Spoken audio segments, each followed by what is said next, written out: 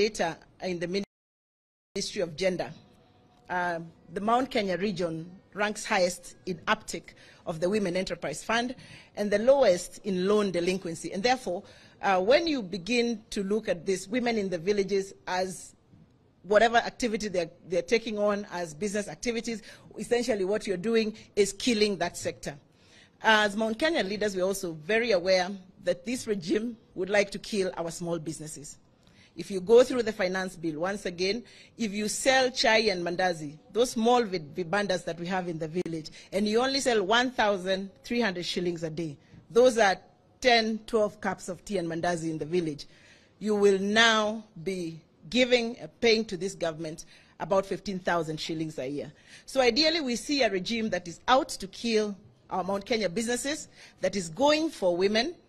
I mean in very mundane and desperate things like trying to charge wigs and weaves and very small desperate measures. Most of those businesses that sell those wigs and do those beauty activity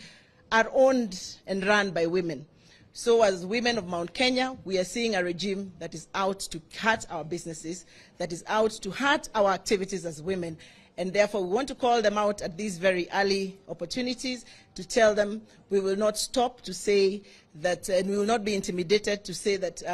for an illegitimate regime, I think